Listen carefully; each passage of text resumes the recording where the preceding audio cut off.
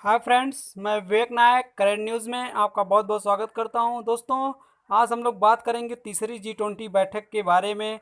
तीसरी G20 जो बैठक है वो कहां आयोजित की जा रही है, कौन कौन से देश इसके सदस्य हैं, इसके बारे में आज हम लोग डिटेल से पढ़ेंगे, जिसमें हम लोग देखेंगे कि यह बैठक की खास बातें क्या हैं, G20 का अहमियत क्या होता है, G20 क्या है और G20 के सदस्य देश कौन कौन से हैं, तो इसके बारे में हम लोग देखते हैं। पहले हम लोग बात करेंगे कि G20 चर्चा में क्यों है।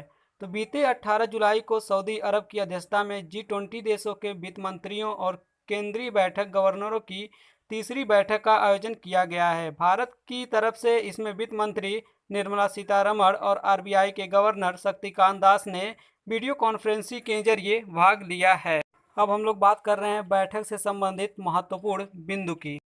बैठक के दौरान कोविड-19 महामारी संकट के बीच वैश्विक आर्थिक दृष्टिकोण से समेत साल 2020 के लिए अन्य G20 वित्तीय प्राथमिकताओं पर चर्चा की गई है। G20 कार्य योजना की अहमियत और प्रासंगिकता का जिक्र किया गया है। 15 अप्रैल 2020 को आयोजित हुए बैठक में G20 कार्य योजना की शुरुआत की गई थी। इसमें स्वास्थ्य प्रतिक्रिया, आर्थिक कदम, मजबूत और सतत रिकवरी और अंतर्राष्ट्रीय वित्तीय समन्वय जैसे बिंदुओं पर सामूहिक प्रतिबद्धताओं की एक सूची बनाई गई है। इसका मकसद कोरोना महामारी से लड़ने में G20 के प्रयासों में समन्वय स्थापित करना है। भारत के कार्य योजना में कुछ और बिंदुओं को जोड़ने की बात कही। मसल कोविड-19 के दौरान देश अपने आपूर्ति पक्ष और मांग के उपायों के बीच संतुलन किस तरह स्थापित कर रहे हैं, इस बात का भी जिक्र होना चाहिए। भारत ने क्रेडिट रेटिंग एजेंसियों द्वारा क्रेडिट रेटिंग डाउनग्रेड करने की प्रवृत्ति में हानिकारक प्रभाव की भी चर्चा की है और बताया कि किस तरह से उभरती हुई अर्थव्यवस्थाओं और नीतिगत विकल्पों पर इसका बुरा असर पड़ रहा है।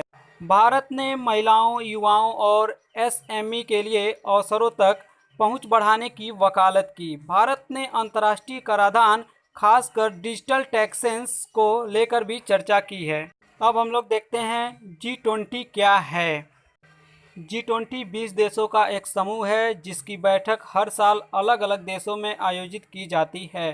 G20 का गठन सितंबर 1999 में अंतर्राष्ट्रीय वित्तीय स्थिरता को बनाए रखने के लिए लिहाजा के लिए किया गया है। G20 ब्रिटेन वुड्स संस्थागत प्रणाली की रूपरेखा से भीतर आने वाले अहम देशों के बीच अनौपचारिक बातचीत और सहयोग को बढ़ावा देने का काम भी करती है। 1997 के पहले एशियाई संकट के बाद दुनिया के कई देशों ने इसकी जरूरत महसूस की है। G20 समिट में सदस्य देशों के प्रमुख के साथ वित्त मंत्रियों और सेंट्रल बैंक के गवर्नर्स की भी बैठक होती है। इस बैठक में मुख्य रूप से आर्थिक विषयों पर चर्चा होती है। अब हम लोग देखते हैं G20 के सदस्य देशों के बारे में, कौन कौन से इस देश के सदस्य हैं। G20 में 19 देश और यूरोपियन यूनियन शामिल है। अर्जेंटीना, ऑस्ट्रेलिया, ब्राज़ील, कनाडा, चीन, Germany, France, Indonesia, Italy, Japan, Mexico, रूस, सऊदी अरब, दक्षिण अफ्रीका, दक्षिण कोरिया, तुर्की, यूनाइटेड किंगडम और अमेरिका शामिल है। अब हम लोग देखते हैं बदलते समय के साथ G20 की अहमियत क्या है।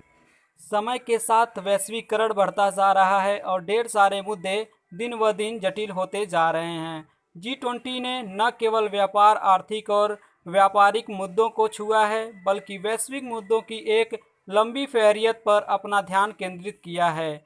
इन मुद्दों का वैश्विक अर्थव्यवस्था पर व्यापक प्रभाव देखने को मिलता है, मसलन विकास, जलवायु परिवर्तन, ऊर्जा, स्वास्थ्य, आतंकवाद, पलायन और शरणार्थी समस्याएं हैं। तो दोस्तों, हम लोग का G20 के बारे में बहुत डिटेल से बात की है। तो आज के सेशन में इतना ही। बहुत बहुत धन्यवाद।